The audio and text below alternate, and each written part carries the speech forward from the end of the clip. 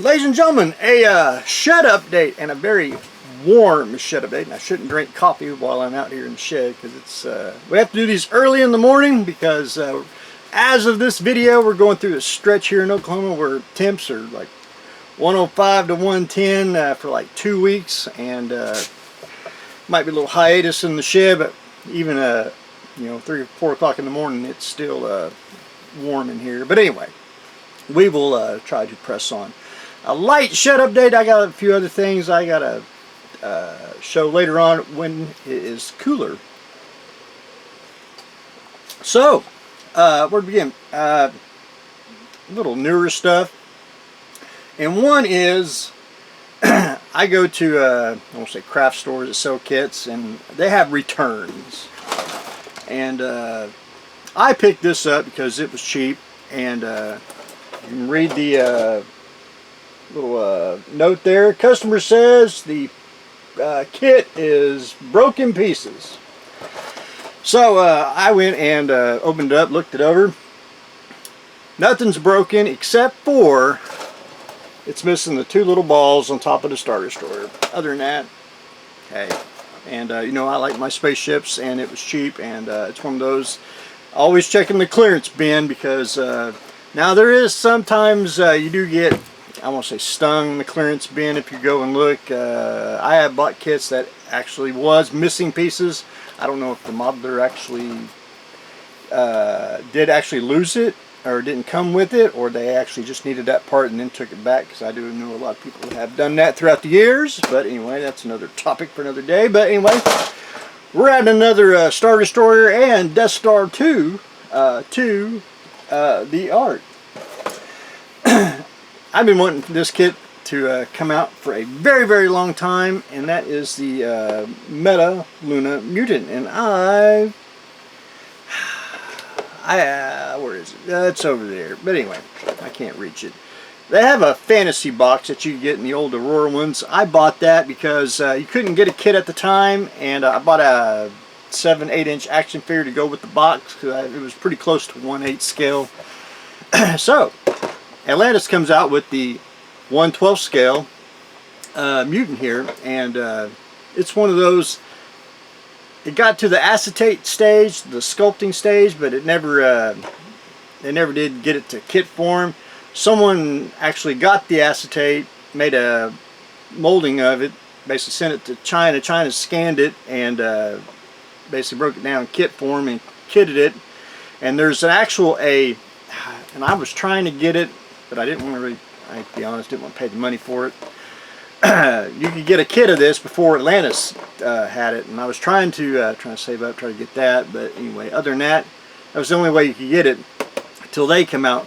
One thing of note though on this kit, and I only read it one time, one place, and this was only limited to 4,000 units, and I don't know if that's anything significant. Don't know if you know, if they may do more down the road, but anyway, I think it's a cool kit. It's you know, I won't say simple.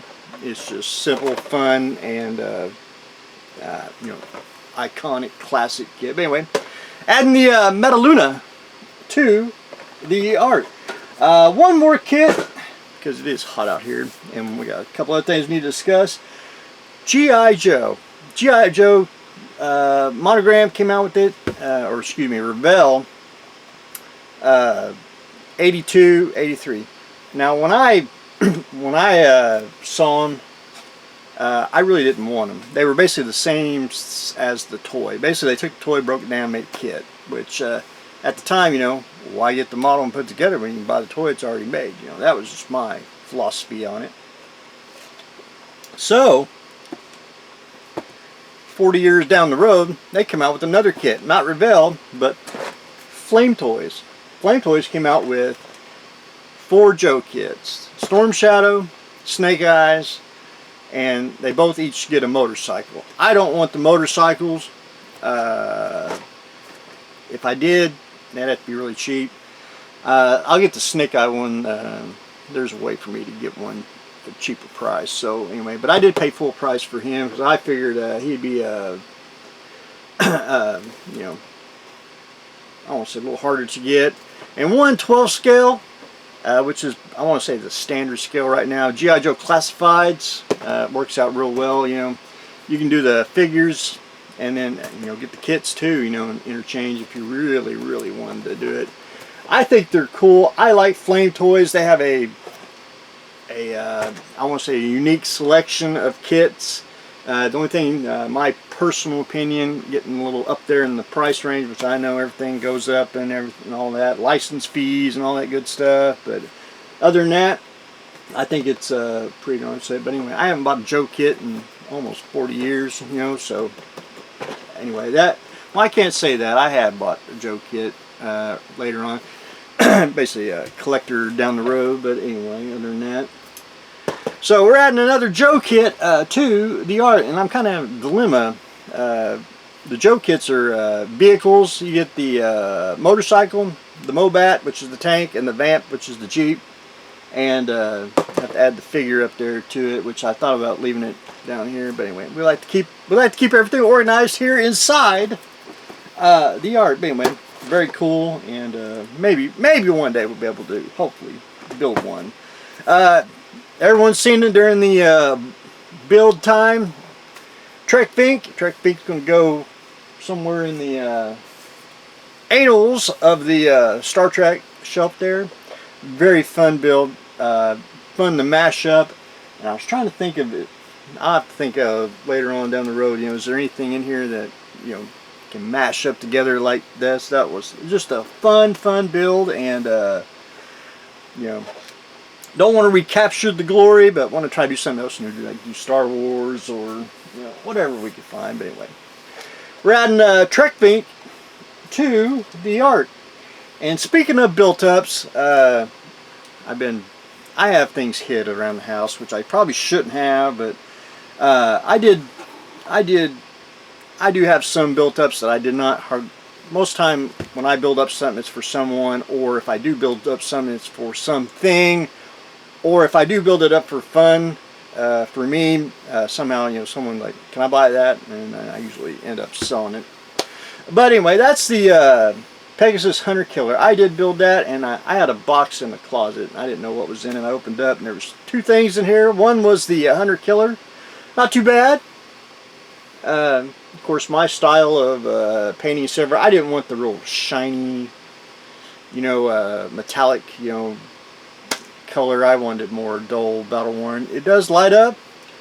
And I don't have a 9-volt in here anywhere, so I gotta take my word on that. It's one of those where I lit the wings and everything, and had to, you know, basically had to channel everything in there to get the wires to fit and all that. But very fun build. It was one of those just unique and very fun. So I want to add that to the arc since I did find it, and I want to show this because this was in the same box for some reason. This is the Scarlet Viper. This is built out of the Mobius kit. When Mobius came out, I built two right off the bat. One was just a regular Viper because I wanted to make sure, you know, how it all fit and everything went together. But then the really first major build of it was the Scarlet Viper. I even made, and you probably can't see her, you can buy her. That's a Resin female pilot. You know how I like my females. But anyway, that's and I did break one tip, and I even hate to say this, will plug myself, but that's actually a BHP resin conversion kit for the Scarlet Viper many years ago. And very fun build. You can see I'm a little darker gray, which again, I guess I went through a little phase there, but I want to show this. Fine Scale asked me to build a something for one of their magazines. I said, all right. So they had a list, and they told me what I could not build, and one thing on there was Battlestar Galactica. So I was like, all right, I'll build one. I built number 2. Again, same way as my first one, which has the resin kit, but I didn't have the molds for it. They burn out, and so I had to scratch build all that. And you can see how they're I don't know, a little darker gray, lighter gray, and of course It is a female pilot. You know, so my little squadron of Scarlets here. But anyway, that was you know, something. And the book, which was, I want to, not a third reprint. I mean, it's their version. There's actually 2 other versions which had a Viper in it, but everyone that was doing builds for these, no one did Battlestar. And I was like, well, I'll continue on with the line, and if I can find it again real quick. Which this was very, very fun. I mean, it was one of those, I want to say relaxing. Come on, where am I at? It's just a relaxing, fun build. The only thing that was really time consuming was taking photos for it. And I'll tell you all a little secret too, if you want to build if you're going to build something for someone. The Scarlet Viper by your beloved host. Notice I did black background. I had to ask, make damn sure they wanted me to do that, because I'll tell you now, if you want to do anything in print, it better be a white background. Just my personal experience, and I'll just share that little knowledge. But anyway, I wanted to show that. Excellent book, a lot of great people in there, and I wanted to show the first Scarlet that I built many, many, many years ago with the, I call it the fine scale Scarlet.